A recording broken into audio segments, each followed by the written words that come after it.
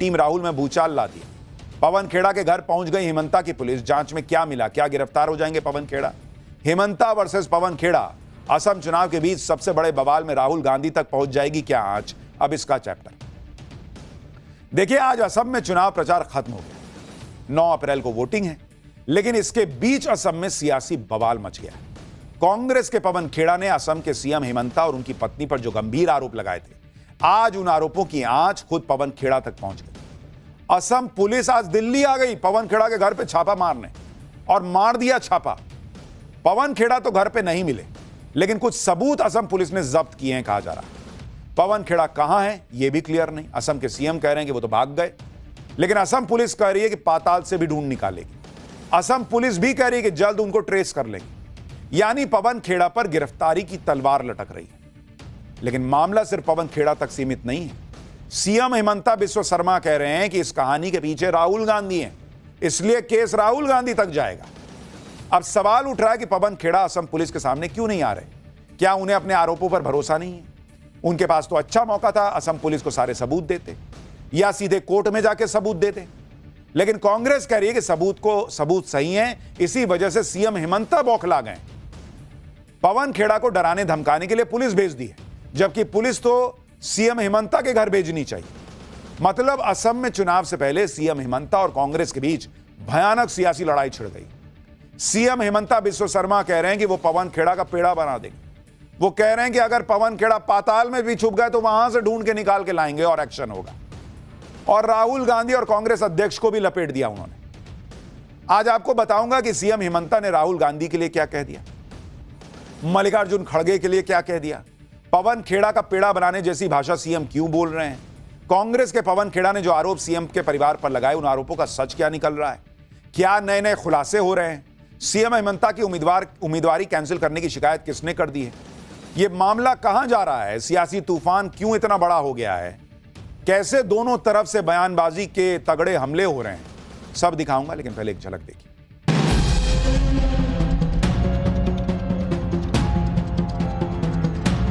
Assam police को नहीं जानते, पाताल से भी उखाड़ के ले आएगा। पवन खेड़ा मेरा हिसाब में भाग गया है, तो ये मुकदमा राहुल गांधी तक जाएगा। अरे गिरफ्तार ऐसे बहुत देखे हैं। आप ये गंदी गंदी गालियां देना, अजीब अजीब भाव भंगिमा करना, आप इस तरह का डराने धमकाने का काम क्यों कर? देखिए, असम में 9 अप्रैल को वोटिंग है। 5 अप्रैल को कांग्रेस के पवन खेड़ा ने एक प्रेस कॉन्फ्रेंस दिल्ली में की। आरोप लगाया कि सीएम हेमंता की पत्नी के पास 3 देशों के पासपोर्ट हैं। उनके पास विदेश में प्रॉपर्टी है, लेकिन हलफनामे में यह जानकारी छिपाई गई है। वोटिंग से ठीक पहले गंभीर आरोप लगाकर कांग्रेस ने सनसनी मचा दी। इस आरोप पर हेमंत बिस्वा शर्मा भड़क गए। आरोपों को झूठा बताते हुए पवन खेड़ा पर तगड़े एक्शन लेने की बात की। और आज ही असम क्राइम ब्रांच की टीम दिल्ली के निजामुद्दीन इलाके में पवन खेड़ा के घर पहुंच गई। पुलिस असम पुलिस ने बताया कि वो पवन खेड़ा से पूछताछ करना चाहती थी, लेकिन पवन खेड़ा घर पर मिले नहीं। इधर पवन खेड़ा असम पुलिस के सामने नहीं आए, उधर सीएम हेमंता ने कह दिया कि पवन खेड़ा भाग गए, लेकिन उन्हें पाताल से भी ढूंढ कर निकालेंगे। सुनिए सीएम हेमंता कैसे पवन खेड़ा पर फायर हो रखे।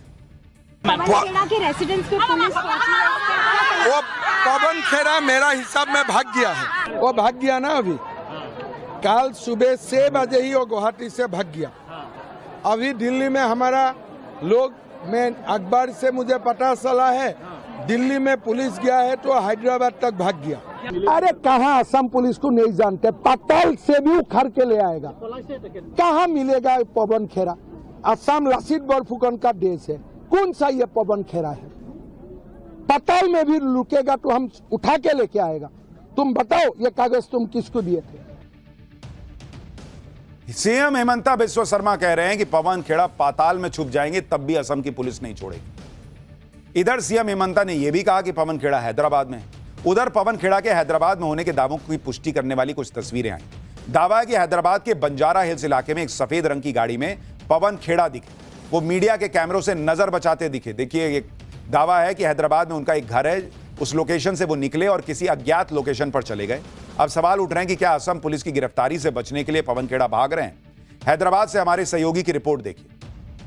असम में 9 अप्रैल को चुनाव है और उसके अंतिम क्षणों में अभी हम देखेंगे तो एक तरीके से एक पासपोर्ट युद्ध छिड़ गया है। अभी हम रिपोर्टिंग कर रहे हैं बंजारा हिल्स से।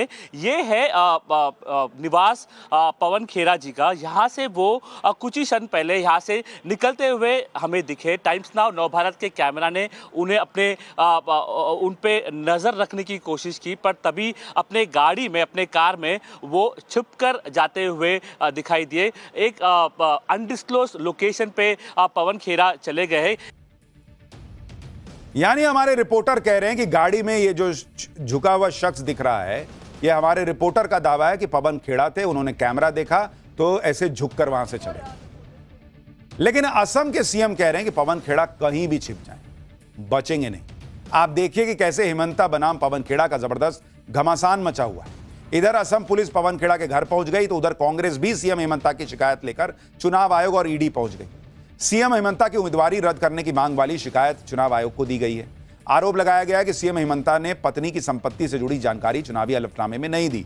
इसके साथ ही कांग्रेस ने इस मामले की पूरी जांच भी की मांग की है। सीएम हिमंता की शिकायत लेकर कांग्रेस ईडी के पास पहुंच गई। सीएम हिमंता के खिलाफ मनी लॉन्ड्रिंग के तहत केस दर्ज करने की मांग की गई। यानी कांग्रेस ने पहले प्रेस कॉन्फ्रेंस की, जब जवाब में हिमंता बिस्वा शर्मा ने एफआईआर कर दी, उनकी पत्नी ने एफआईआर कर दी, पुलिस पहुंच गई पवन खेड़ा को पकड़ने, तो अब कांग्रेस जो है वो ईडी और इलेक्शन कमीशन तक जा रही। यानी कांग्रेस ने वोटिंग से ठीक पहले असम के सीएम को रेस से बाहर करने का दांव चला और इसलिए सीएम हिमंता का पारा चढ़ा हुआ है। हिमंता बिस्वा शर्मा कह रहे हैं कि वो पवन खेड़ा को पवन पेड़ा बना दे, लेकिन साथ में वो कुछ अपशब्दों का भी इस्तेमाल कर रहे हैं।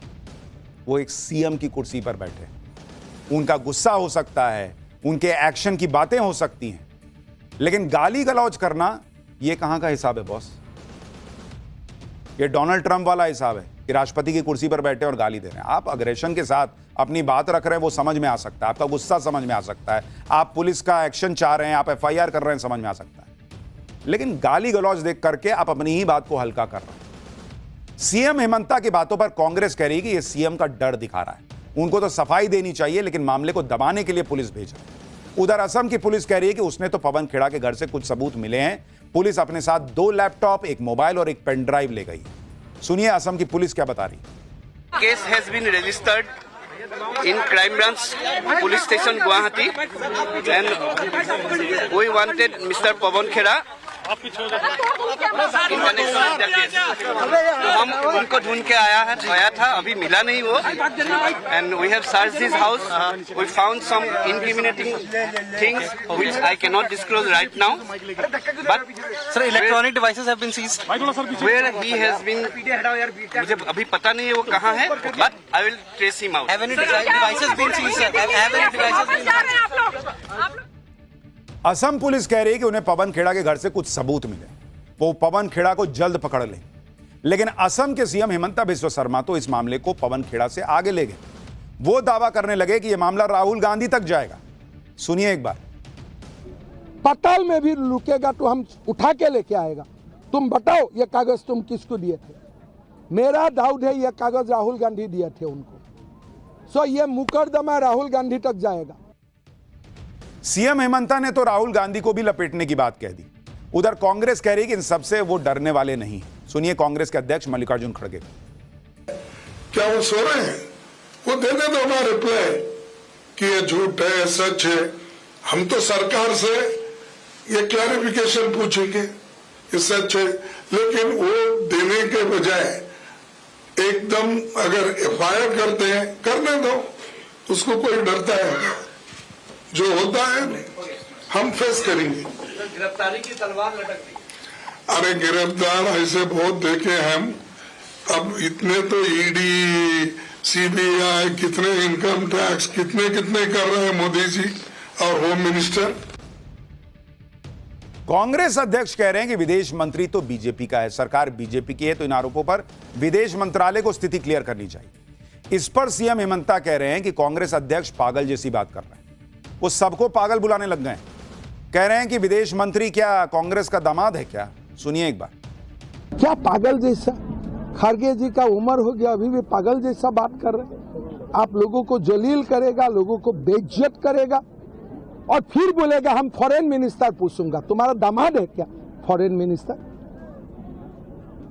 पहले झूठ मूठ कागज क्यों लाया? पहले जाके फॉरेन मिनिस्टर को क्यों नहीं पूछा? कौन है ये खड़गे? क्या लुका छुपी का खेल है? सीएम हेमंता कांग्रेस लीडरशिप पर फुल फायर हो रखे। उधर कांग्रेस नेताओं ने भी हेमंता पर बैक टू बैक हमले किए। छत्तीसगढ़ के पूर्व सीएम भूपेश बघेल ने हेमंता बिस्वा शर्मा से उन सवालों का जवाब देने को कहा जो दुबई में परिवार के नाम, प्रॉपर्टी और अमेरिका में रजिस्टर्ड कंपनी को लेकर पूछे गए। आगे भूपेश बघेल ने लिखा कि सवालों का जवाब देने के बजाय पवन खेड़ा के घर में असम और दिल्ली पुलिस को भेजना बताता है कि बीजेपी डरी हुई है, बौखलाई हुई है। असल में पूछताछ तो हेमंता और उनके परिवार से होनी चाहिए, लेकिन भ्रष्ट बीजेपी तानाशाही का नंगा नाच करके भ्रष्टाचार को ढकना चाहती है। वहीं कांग्रेस नेता जयराम रमेश ने लिखा कि पवन खेड़ा को पब्लिक इंटरेस्ट में बेसिक सवाल पूछने पर अरेस्ट करने के लिए पुलिस कर्मियों की पूरी फौज तैनात करना यह साबित करता है कि असम के सीएम परेशान, हताश और घबराए हुए हैं। यह प्रोसेस के तहत नहीं हो रहा है, यह स्टेट मशीनरी का इस्तेमाल करके विपक्ष की आवाज दबाने की कोशिश। कांग्रेस सांसद कार्ति चिदम्बरम ने लिखा कि असम पुलिस प्राइवेट सेना बन गई है। सुनिए कांग्रेस के नेता क्या क्या कह रहे हैं, फिर आपको बताता हूं कि जिन 3 पासपोर्ट की बात पवन खेड़ा कर रहे थे उसको लेकर क्या खबर आ रही। हेमंत बिस्वा शर्मा के ऊपर बड़े गंभीर भ्रष्टाचार के आरोप लगाए गए, साक्ष्यों और सबूतों के साथ लगाए गए। पवन खेड़ा जी ने कुछ आरोप लगाए, आप उन आरोपों का जवाब दीजिए। आप ये गंदी गंदी गालियां देना, अजीब अजीब भाव भंगिमा करना, आप इस तरह का डराने धमकाने का काम क्यों कर? जैसे जंगल राज हो दिल्ली में, कानून का राज न हो। कल मुख्यमंत्री जी, पत्नी भक्त मुख्यमंत्री जी आसाम के, उन्होंने कहा मैं टेढ़ा कर दूंगा और सारे काम छोड़ के आसाम की पुलिस गुवाहाटी से चल के दिल्ली पहुंच जाती। यह हम आजाद भारत में है, अभिव्यक्ति की स्वतंत्रता है, कानून का राज है। अरे भाई, आप FIR दायर करिए, इन्वेस्टिगेट करते, हमको मौका देते, हम आपको तथ्य देते। सीएम हेमंता और कांग्रेस के बीच चल रहे इस भयंकर बवाल के पीछे पवन खेड़ा की वो प्रेस कॉन्फ्रेंस है जिसमें उन्होंने आरोप लगाए थे कि असम के मुख्यमंत्री की पत्नी रिनिकी भुइयां शर्मा के पास 3 अलग अलग देशों के पासपोर्ट, दुबई में 2 प्रॉपर्टी है, अमेरिका में शेल कंपनियों में हिस्सेदारी है। सुनिए 5 अप्रैल को दिल्ली में प्रेस कॉन्फ्रेंस के दौरान पवन खेड़ा ने क्या कहा था, जिसको लेकर इतना बवाल मचा है। फिर इन आरोपों का सच क्या निकल रहा है वो भी बताऊं। कि असम के मुख्यमंत्री हेमंता बिस्वा शर्मा की धर्मपत्नी रिनिकी भुइयां शर्मा के पास 1 नहीं, 2 नहीं, 3 पासपोर्ट हैं। तीनों पासपोर्ट लिविंग पासपोर्ट्स हैं, एक्सपायर नहीं हुए हैं। आपको ये दिखा रहे हैं हमारे साथी। ये जो गोल्डन कार्ड है, ये UAE का गोल्डन कार्ड है, United Arab Emirates, Abu Dhabi. इसमें जारी हुआ ये 14 मार्च 2022 को, खत्म हो रहा है 13 मार्च 2027 को। ये पहला सबूत हम आपके सामने रख रहे हैं। नंबर 2, एंटीगुआ बारबुदा एक देश है, भुइयां शर्मा रिनिकी, जारी हुआ 26 अगस्त 2021 को, खत्म होगा 25 अगस्त 2031 को। तीसरा, Arab republic of Egypt, Riniki Bhuyan Sharma, जारी हुआ 13 फरवरी 2022 को, खत्म होगा 12 फरवरी 2029 को। पवन खेड़ा ने पहले तो यह आरोप लगाया कि असम के सीएम की पत्नी के पास UAE, इजिप्ट और एंटीगुआ बारबुडा का पासपोर्ट है। लेकिन यह बात कहने के तुरंत बाद उन्होंने UAE का नाम लेते हुए कहा कि हेमंता की पत्नी के नाम से UAE का गोल्डन कार्ड है। यानी पहले पासपोर्ट कहा, फिर गोल्डन कार्ड पर आ गए। अब पासपोर्ट अलग चीज होती है और UAE का गोल्डन कार्ड अलग चीज होती है। इसी को लेकर सीएम हेमंता की पत्नी ने कांग्रेस को लपेट दिया, क्योंकि पवन खेड़ा के आरोपों के अगले दिन यानी 6 अप्रैल को असम कांग्रेस के अध्यक्ष गौरव गोगोई ने सवाल पूछे कि क्या हेमंता बिस्वा शर्मा की पत्नी के पास दुबई का गोल्डन वीजा है। गौरव गोगोई ने पूछा कि क्या गोल्डन वीजा इंडियन पासपोर्ट पर है। इस पर सीएम हेमंता की पत्नी ने जवाब दिया कि यह देखना बहुत दिलचस्प है कि 24 घंटे के अंदर आप इजिप्ट के पासपोर्ट पर गोल्डन वीजा से यूएई के पासपोर्ट पर गोल्डन वीजा से इंडियन पासपोर्ट पर, माफ कीजिएगा, इजिप्ट के पासपोर्ट पर गोल्डन वीजा से इंडियन पासपोर्ट पर गोल्डन वीजा पर आ गए। यानी सीएम की पत्नी ने सवाल उठा दी कि कांग्रेस अपने ही आरोपों को लेकर कंफ्यूज है। पवन खेड़ा ने अपनी प्रेस कॉन्फ्रेंस में यह भी कहा था कि सीएम की पत्नी भारतीय हैं या नहीं है यह भी साफ नहीं, जबकि गौरव गोगोई पूछ रहे हैं कि क्या उनके पास दुबई का वीजा इंडियन पासपोर्ट पर है या नहीं है। तो दोनों आरोपों में तो कॉन्ट्राडिक्शन हो गया ना बॉस। इसी पर असम के सीएम हिमंता बिस्वा शर्मा कह रहे हैं कि कांग्रेस की पाकिस्तान के किसी सोशल मीडिया ग्रुप से गलत जानकारी के आधार पर यह आरोप लगाए गए।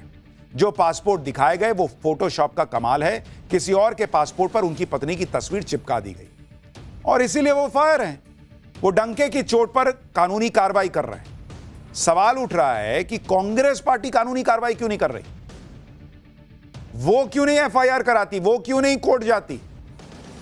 जिस आदमी पर आरोप है कि वो झूठ बोल रहा है, वो डंके की चोट पर एफआईआर कर रहा है। वो कह रहा है मैं तो कानूनी एक्शन लूंगा, मैं तो छोड़ूंगा नहीं। और जो कह रहे हैं कि मेरे पास पुख्ता सबूत है, वो कुछ नहीं कर रहे। सीएम हिमंता की पत्नी पर 3 देशों का पासपोर्ट होने का आरोप लगाने वाले पवन खेड़ा की मुश्किल बढ़ती दिख रही, क्योंकि 3 में से जो एक पासपोर्ट इजिप्ट का है उसको लेकर बड़ी खबर सामने आई। सूत्रों का दावा है कि इजिप्ट के पासपोर्ट को लेकर पवन खेड़ा ने जो दावा किया था उसे इजिप्ट की सरकार ने ही फेक बता दिया। इजिप्ट के दूतावास ने बताया कि जो पासपोर्ट दिखाया गया वो किसी और के नाम पर है, उस पर हिमंता की पत्नी की तस्वीर और नाम चिपकाया गया। इन आरोपों को सीएम हिमंता की पत्नी ने भी फेक बता दिया। सुनिए वो क्या कह रही हैं, फिर बाकी पासपोर्ट के बारे में बताता हूं। How do you see these charges, ma'am? Today, if I ask you, you being an Indian citizen, is it possible to have 3 passports being an Indian citizen? Per sec. And if you see all the Pakistan, my birth date is coming somewhere, I don't know, around 1996 or where they have, and totally it has been checked. It is a forged document and everybody is congratulating me. यानी रिनिकी भूया शर्मा कह रही हैं कि सब फर्जी document के जरिए आरोप लगाए गए। अब आपको बताता हूं कि यूएई वाले पासपोर्ट और गोल्डन वीजा का चक्कर क्या है, ये होता क्या है। दरअसल यूएई विदेशी नागरिकों को लॉन्ग टर्म रेजिडेंट वीजा देता है, जिसे गोल्डन वीजा कहा जाता है। जो लोग यूएई में बड़ा निवेश करते हैं, बिजनेस करते हैं, उन लोगों को 5 से 10 साल के लिए गोल्डन वीजा दिया जाता है। अगर आप निवेशक हैं तो यूएई में आपको कम से कम सालाना 63 लाख का टैक्स देना होगा। जहां तक यूएई के पासपोर्ट का सवाल है तो विदेशी नागरिकों को यूएई का पासपोर्ट मिलना लगभग नामुमकिन जैसा होता है, बहुत मुश्किल होता है। जिस देश का जितना मजबूत पासपोर्ट होता है उतना ही विदेशी नागरिकों को पासपोर्ट मिलना कठिन होता है। सितंबर 2025 में यूएई का पासपोर्ट का ग्लोबल रैंक में नंबर 1 था बॉस। इससे आप अंदाजा लगा लीजिए कि वहां का पासपोर्ट मिलना दुनिया में सबसे कठिन माना जाता है। इसके अलावा यूएई का पासपोर्ट तब मिलता है जब यूएई की नागरिकता मिलती है, और नागरिकता मिलना भी बहुत मुश्किल होता है। इसके लिए आपको यूएई के प्रति वफादारी की शपथ लेनी होती है। यूएई की नागरिकता सिर्फ rulers and crown princess, court officers, offices of the executive councils और नॉमिनेशन के जरिए कैबिनेट की मंजूरी पर मिलती है। तो अगर यह कहा जा रहा है कि भाई हिमंता बिस्वा शर्मा की पत्नी जो है उनके पास यूएई का पासपोर्ट है, तो सवाल उठता है कि ये इतना मुश्किल है पासपोर्ट मिलना, वो उनको मिल कैसे सकता है? संभव ही नहीं लगता। और गोल्डन वीजा के लिए कुछ निवेश करना जैसे नियम भी हैं। इसी बात को लेकर कांग्रेस नेता गौरव गोगोई सवाल उठा रहे हैं कि अगर सीएम की पत्नी के पास गोल्डन वीजा है तो क्या उनके पास दुबई में प्रॉपर्टी भी है? पवन खेड़ा ने भी अपनी प्रेस कॉन्फ्रेंस में दावा किया था कि उनके पास दुबई में 2 प्रॉपर्टी है। पवन खेड़ा ने दावा किया था कि प्रॉपर्टी ओनर के तौर पर सीएम की पत्नी का नाम लिखा है, लेकिन इसे लेकर सीएम हिमंता ने एक वीडियो शेयर किया जिसमें वो ऑनलाइन उस प्रॉपर्टी की डिटेल डाल रहे हैं, और सर्च किया तो प्रॉपर्टी किसी और के नाम पर दिख रही।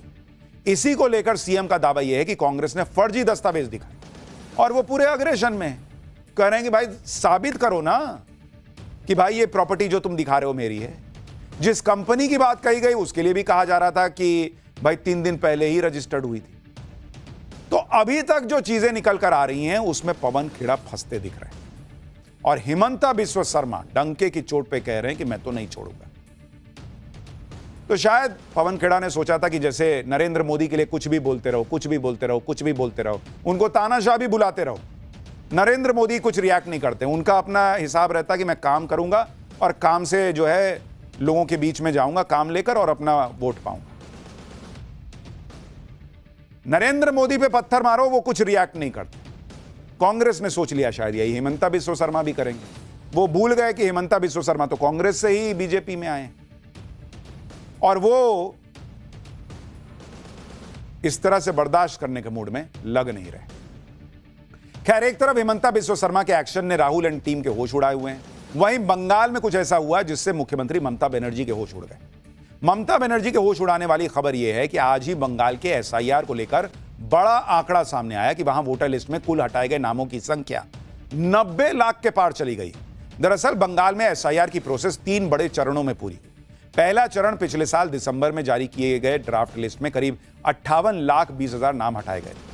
दूसरा चरण, इसके बाद इस साल फरवरी में जारी फाइनल ड्राफ्ट लिस्ट में 5,46,000 के नाम हटाए गए, जिसके बाद कुल हटाए गए वोटर्स का आंकड़ा 63 लाख के पार चला गया था। और अब तीसरे चरण में तकनीकी गड़बड़ियों के आधार पर चुनाव आयोग ने 60 लाख से ज्यादा वोटर्स को जांच के दायरे में रखा था।